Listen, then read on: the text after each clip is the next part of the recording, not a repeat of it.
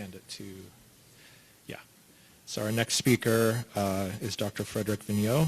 While he's coming up, I'm going to give a plug for everyone to participate in Dr. Miller's study. So he's going to be in Livermore, as he said.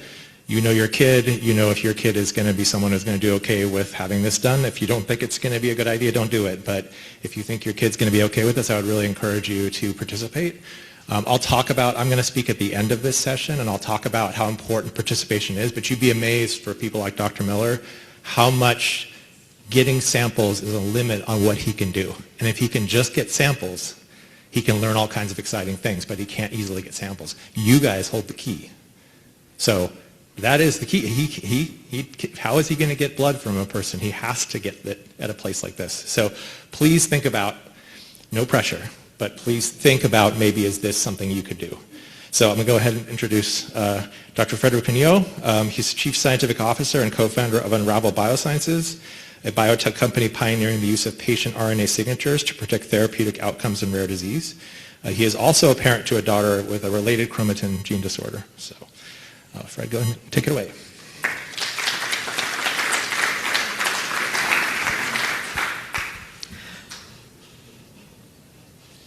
Thank you. I'm very happy to be here. Sequencing was like kind of my previous job, developing some of the technologies that people are using. And the funny thing is, like I'm the CSO and co-founder of a pharma company, basically. And you know, you always want to do like a million things in your life and you get to do like so many. Starting a pharma company was on my not to-do list. So, I mean, actually working for one was on my not to-do list. So today I'm going to talk about the project we've been doing with the Kleefstra Syndrome Foundation. It's something that we started a company to help, starting with Rett syndrome, to help like finding treatments like very quickly for rare pediatric neuro disorders.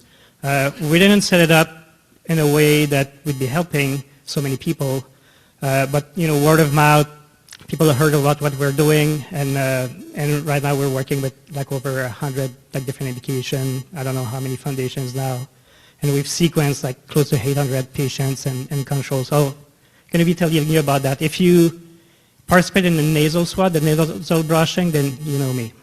I've got your RNA.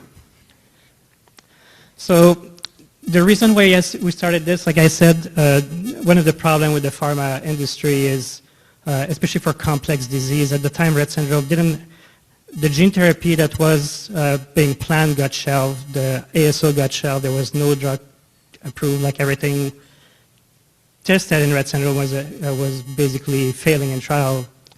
And the way the pharma industry works and the success rate is basically you need to develop 10 drugs to see one working, right?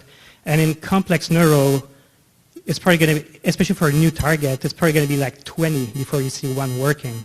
So imagine if you're doing that like for your cars or airplanes, right? Let's say Boeing had to roll out like 10 airplanes so you see one flying. Like none of us will be taking airplanes, right? And yet we're doing that with drugs. So we set up an approach where we are going to use existing molecule to quickly test in models or ideally in patients to validate those new targets, like find an approach that works, and based on that develop new drugs. So which means that we have a lot of FDA-approved drugs that we can screen, a lot of supplements and other compounds that are safe to use in human. The company is pretty small.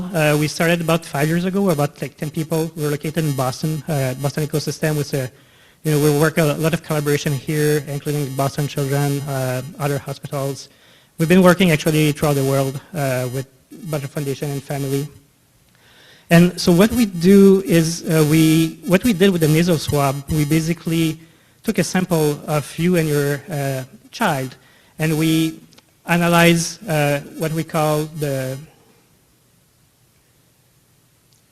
you barely see this, but yeah, basically the disease states, and we're trying to find a path to a healthy state. That's the idea here.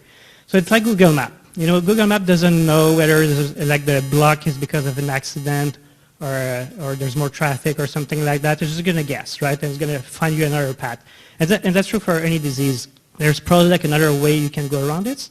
And the way we did that is we take your RNA, we create like a sort of a digital twin that we can then do simulation. We do 40,000 of those simulations because we have 40,000 compounds total that we can test. Think about it like mini in silico trial for each and every one of you. So that's why we call it the Google map of health, basically. We know what the path should be. I mean, we don't know what the path should be. We know where you should be going, basically. So the reason why we are taking RNA is, I mean, you're familiar with DNA in some way because that's what the genotype, that's what the genetic information, that's what the variant is. That DNA is not really going to change. You know, like gene therapy, like Steven said, is not changing the DNA. It's like putting a new copy of your gene. And that new copy is basically going to express an RNA that's going to become a protein. And that's the idea here. RNA is dynamic. It captures all of this: diet, your microbiome, medications you're on, your sleep pattern, your environment you live in. And that's the idea. So that's what we want to basically use as a readout of why you're different. And we've done that for our own program with Rett syndrome. We took models, we took patients, we tested it against a drug that wasn't approved yet, but is now approved for Rett syndrome, and we showed that our approach basically, this is like a Rett mouse model. It's very severe. They die pretty early, and this is the orange line is the non-treated one, and the blue line is the drug currently on the market. And this is the one we're putting in clinical trial. So we have 15 patients enrolled in a clinical trial for Rett syndrome, and 5 for Pitt-Hopkins. We're testing it. And this is an existing molecule. This is an FDA-approved drug. During COVID, we did like large cohort study to see which statins were making like people who were very severe in ICU, who was like on some statin that will come out, and our model predicted this correctly. So for rare disease patient, we do a lot of what we call personalized study. So we still use nasal swab. And I don't want to go into the details, but those are basically all rare disease, a lot of epilepsies, where the clinician decided to just take sort of top hits in the prediction and try it in their patient. The success rate has been pretty, pretty high. It's like close to 98%, just based on prediction. Sometimes tested on the model, but most of the time just going with your clinician for a treatment. And this is a story of Savannah, so the family, we're grateful that the family allow us to share this, and the clinician is writing a case report based on this. But basically, it's a very severe epilepsy disorder. She was 10 years old when we started working with her. She lost mobility. She wasn't walking anymore. Status epilepticus. They didn't really know what to do anymore. Like no treatments were working, so she was wheeled into hospice. They did a prediction. A year later, we heard about them. We didn't know that they actually tried something. But then they sent us email. They say, yeah, we tried. They made their own combination with fairly safe compounds that they could use. Yeah, basically she started walking it again, almost seizure-free. She doesn't qualify for hospice anymore. So this is pretty outstanding success. And like the previous slide when we're showing, we have like over 20 of those. So now to the collaboration with IDefine. This one is slightly different than those personalized study. It's a population study. The idea is to get RNA data from several Kleefstra Syndrome patients, do the prediction and analysis of that cohort, and identify the potential repurposable drugs or supplements that could be used in the patients. So the study was basically enrolled 21 patients, 13 female and 8 male. And this is like a dense slide. This is basically the result of it. So what we did this Google map of health, right? So we predicted for each of those in this table, basically you have each of those boxes represent a patient. And if they're red, if they have like two red orange box, it basically means that they're very close together, like in terms of what drugs they will be responding to. If it's blue, then it's they're less similar, or they could be like opposite. So what we found is we call these like response groups. So here we found 3 response groups. So basically you have a list of drugs or compounds that have been predicted, and sorted from most beneficial to most likely to cause adverse event. They're ranked, and then this ranking and this list, we compare like how close two people are together. So we have 3 groups of people who will be responding to the same drug. So we have group 1, 2, and 3, and here like a small definition of what a response group is. The interesting thing is we have those groups who are fairly similar in sort of like treatments. There's nothing that's a deep blue. Often we see like those big red and like there is going to be like a deep blue, which means like the next group should not be taking at all any of the drug from the first group. Here we don't see that. We see like they're pale. So it's likely that we're going to find like something that this group could use. There's a good chance like other people in this group will also benefit from it, right? Or will not be meaningful but not harmful. So there's that. But the fact that there are 3 groups is also interesting, which means we can have more sort of like curated therapies or treatments. And you know, it does fit, if you look, I mean, you've been talking with each other's, your childs are all different, right? Doesn't matter how big the deletion is. Some are, yeah, you found similarities, you found differences. Some do seizure, most don't. And that's basically what we're seeing here. So now what we're trying to do with the foundation is answering some of the questions, like we talked with Eric, basically, figure out like if the genotype matter, does the age matter, does the sex matter, does having epilepsy matters in this grouping. So that's the stage we're at right now. One thing I do want to say is we don't have all this information. We collected like from 21 person, there's 8 people. We don't know what their genotype is. We don't know what their medication is. So we ask for those because it does influence the data. So if you receive an email from someone named Bridget at Unravel Bio, please answer. She's a real human being. She's not a chatbot. She's a great person. So I'll leave it at that. I'm going to, basically, I just mentioned this. That's where we're at, like answering more questions to and work with the foundation to see what the next step is going to be in terms of like enabling treatment like very quickly. But this project was really quick. It took just a few weeks, like 8 weeks total. So this is Bridget. She's real. And yeah, my information are here. It's my cell phone, my email. Feel free to contact us. Yeah, thank you.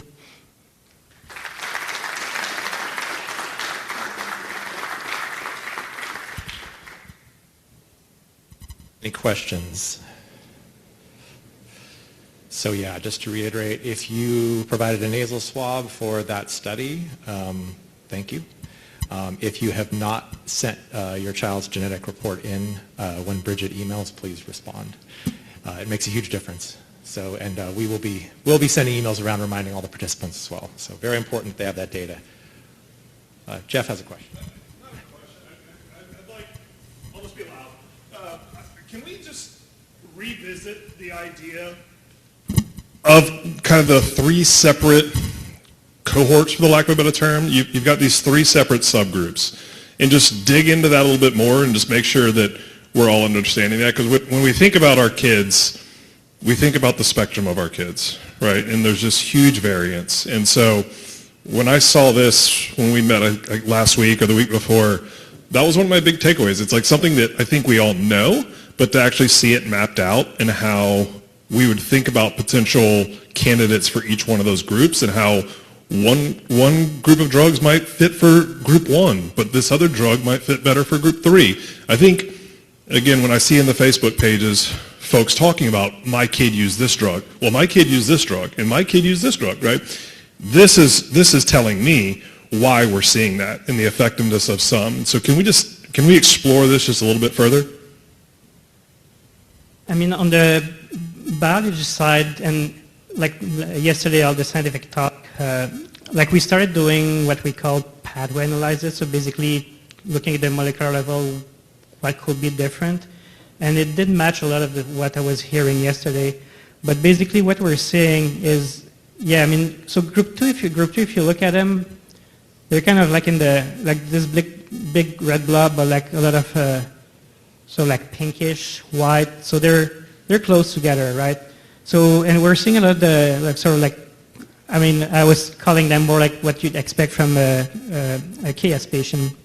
But basically, I mean, it's hard to describe because we don't know necessarily like what like pathways or molecules going to make like somebody walk versus not or like help with gait or anything like that. We don't know what drug or genes make you have like a certain gait or not. But we do see difference like the molecular level. So to me, it does mean that we need to restore things differently. Now the EHMT1, you know, the function of the gene change, like has different function basically when you're an embryo versus like a toddler versus like and when you grow up, and like hearing you talking like during lunchtime, like it made it clear like things are changing as the kids are getting older. I mean, that was one of the first things. So my daughter has KMT2C, right? And when we got the diagnostic, it was before she was 16 years old. It wasn't by the neurologist, it was by an endocrinologist. He didn't know what Kleefstra syndrome was. So you say your daughter has Kleefstra syndrome. Okay, obviously she doesn't. But you know, you don't know, he couldn't tell me anything else. He say, oh yeah, I have an appointment with the neurologist. So what do you do? Like your parents, you go on the internet and you read about Kleefstra syndrome. So Kleefstra syndrome, when you turn 16, you can start having regression. You can start having seizure. You can start having scoliosis, all those things, right? And those are very frightening. My daughter was a week away from 16. This was like just before the holiday. So I knew already that this disease is changing. And right now we're not seeing anything based on age. So I don't know if there's like a pattern that's going to appear. But to me, like hearing everyone like mentioning like the differences between the kid does tell me that there's something fundamentally different in the way they've been either exposed to, or either it's a variant or combination of variants elsewhere. But basically, like at the end of the day, this group seems to be very different from the other one. So the idea here is to figure out why this group is like that, what makes this group, and then find a way to sort them out. Because when you're going to be treating a drug, you don't want to take, if you're part of group 2, you don't want to be taking like a drug from group 1, right? So we're going to be finding like markers, something easy to test that's going to tell you you're going to be there. So you don't have to do the whole nasal swab and all RNA sequencing, which can get expensive. Yeah, I mean, your kids are different, and we tend to see that in most studies. Most studies we see 2 groups, sometimes 3, so this is a case where we see 3 studies. To me, it sounds normal because my daughter is pretty mild. I'm working with the foundation for the KMT2C. Their son is pretty severe, like got diagnosed very early. They both have the same gene affected, right? So how come they're not presenting the same way? Yeah. I think the takeaway is we just got the data and we're chewing through this, and we've got to do a lot more work on it. So yeah, stay tuned. Yeah. So thanks, Fred. We're going to move to the next speaker.